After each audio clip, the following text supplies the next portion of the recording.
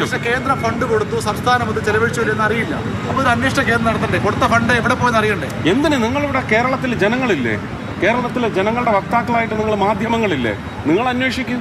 കേന്ദ്രത്തിൽ കൊണ്ടുവരണം. CBI വേണ്ട, കൊടുത്തു കഴിഞ്ഞാൽ കേന്ദ്ര ഉത്തരവാദിത്വം തീരുവോ? ആരെങ്കിലും വകമാറ്റി ചെലവഴിച്ചെങ്കിൽ അത് കണ്ടുപിടിക്കണ്ടേ? അല്ല, അതിനല്ലേ യൂട്ടിലിറ്റി സർട്ടിഫിക്കറ്റ് എന്ന് പറയുന്ന ആവശ്യപ്പെടുന്നത്. അത് ഔദ്യോഗികം ആവശ്യപ്പെടും.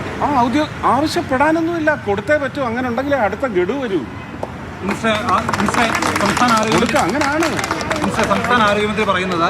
ഇതേ കാര്യങ്ങൾ തന്നെയാണ് ഞങ്ങൾ കേന്ദ്രത്തോട് നിരന്തരം ആവശ്യപ്പെട്ടത്. ആ കാര്യമാണ് കേന്ദ്രം ഇപ്പോൾ അംഗീകരിച്ചത്. അപ്പോൾ കേന്ദ്രം ഇത്രയും നാളും തന്നിട്ടില്ല. ഇക്കാര്യങ്ങൾ സംസ്ഥാന ആരോഗ്യമന്ത്രി കേന്ദ്രത്തോട് പലതവണ ചോദിച്ച കാര്യമാണ് പറയുന്നത്. ഭാഷ മനസ്സിലാവാത്തോണ്ടായിരിക്കും. കേന്ദ്രമന്ത്രി പാർലമെന്റിൽ പറഞ്ഞ ഭാഷ ചിലപ്പോൾ മനസ്സിലാവാത്തോണ്ടായിരിക്കും. ക്ഷമിച്ചേക്കും.